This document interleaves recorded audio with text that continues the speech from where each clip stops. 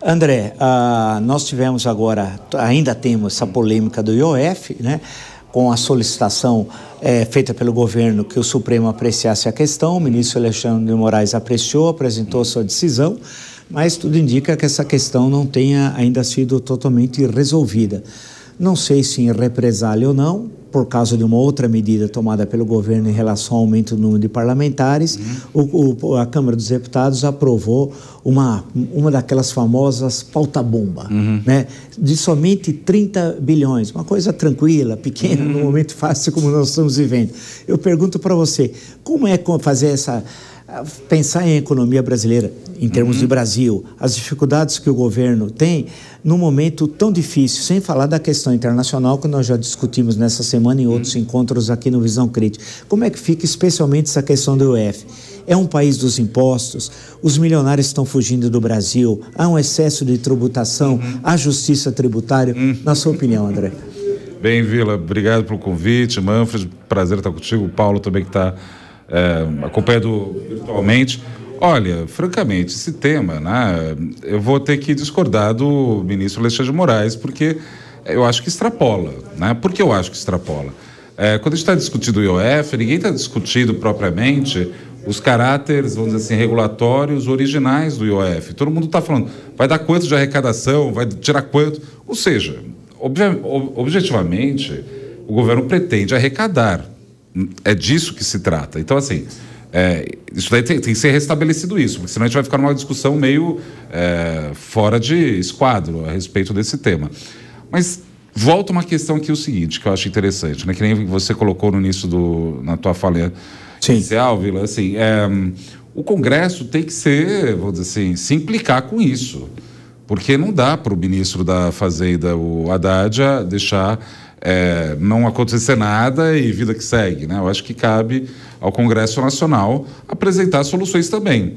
Nesse impasse, o ministro da Fazenda fez o que ele podia fazer. Utilizou um instrumento de forma, na minha opinião, extrapolando um pouco Não é ilegal o que ele fez, na minha opinião. Ele tem a permissão, eu acho, mas ele pode fazer isso. Mas, nitidamente, tentando acertar conta-erro, né, das contradições entre Palácio do Planalto e Congresso Nacional.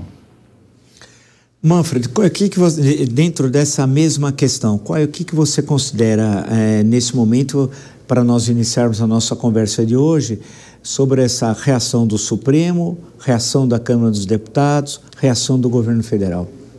Primeiro, boa noite, Vila, obrigado pelo convite. Estou feliz aqui de estar com o André, meu contemporâneo da PUC de São Paulo. Mais contente aí com o professor Paulo Nogueira Batista, que foi meu professor na fundação. Eu concordo em parte com o que o André falou, mas é bom lembrar, e você é um grande professor de história, o IOF foi criado em 66 pela reforma econômica financeira do Campos Bulhões, e o atual IOF, do jeito que ele é regulamentado, é do governo Itamar em 94. Na formação do IOF, e não sou eu que digo, é a legislação que diz, ele é um imposto regulatório e tem um adendo que ninguém levou em consideração até agora. Ele é regulatório e de instrumento de política monetária. E aí eu vejo 3 erros. Primeiro, essa questão jamais deveria ter ido para o Supremo Tribunal Federal. 2, não sou especialista em direito constitucional, ela também não deveria ir no Legislativo, porque é prerrogativa do Ministério da Fazenda, o IOF.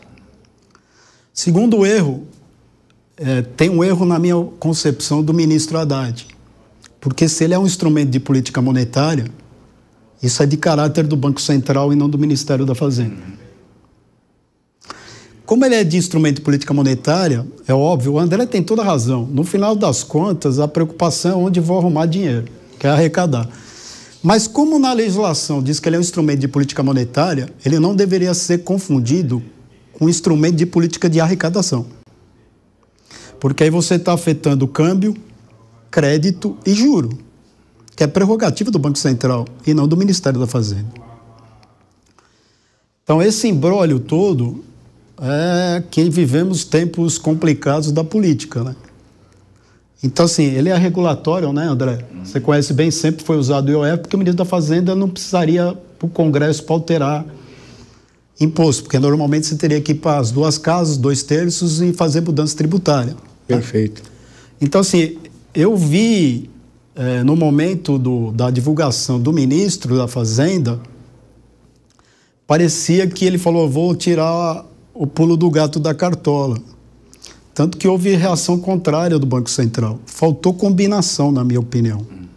Me mostrou um certo desespero arrecadatório para tentar fechar a conta prometida no arcabouço fiscal.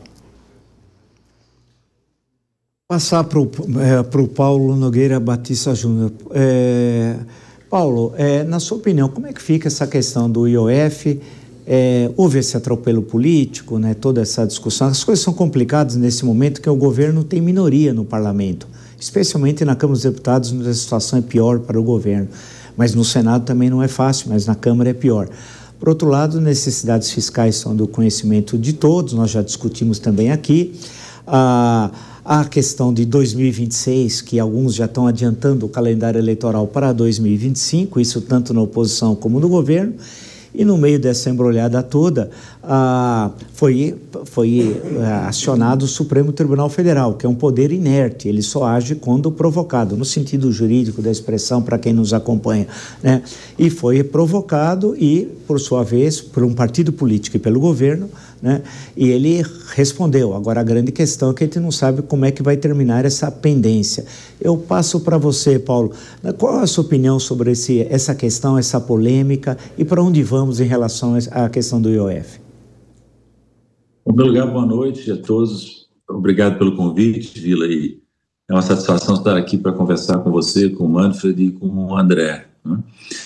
Olha, eu diria o seguinte, que a solução que o Supremo deu foi satisfatória, que preservou uma prerrogativa do Executivo, que é alterar o IOF.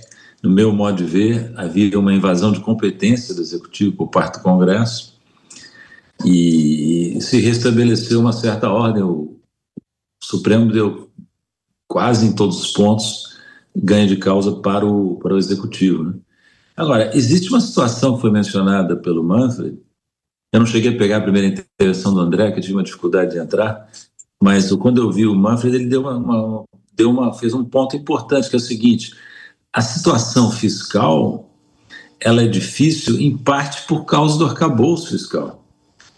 Eu estou entre os economistas, vários, que na época da formulação do arcabouço, apelamos para que ele fosse o mais flexível possível. Por que o arcabouço fiscal teria que ter uma rigidez maior que o arcabouço monetário, o regime de metas? Foi o que acabou acontecendo. Fizeram um arcabouço fiscal que é uma espécie de calabouço fiscal, com metas ambiciosas, um intervalo de confiança estreito, regras para gasto. Então, o governo se meteu numa camisa de 7 varas, ele próprio, né? Ele próprio fez isso, né? Agora, no momento que o Haddad fez, me pareceu o que ele podia, né? Ele conseguiu usar o IOF, né?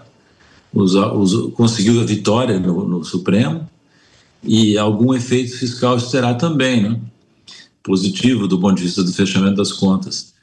O que eu acho, Vila, é que nós temos o pior Congresso da história, né? Essa que é a verdade. Um Congresso lamentável, que se rege pelos piores interesses e tumultua o país, tumultua a política econômica, tumultua o controle da política fiscal e faz estragos recorrentes. Não só esses, mas, por exemplo, a questão do marco ambiental, do licenciamento ambiental que foi aprovada, o aumento do número de deputados, que o Lula corretamente vetou, entende? O Executivo que o tempo todo corrigindo as barbaridades, tentando corrigir as barbaridades que o Congresso faz.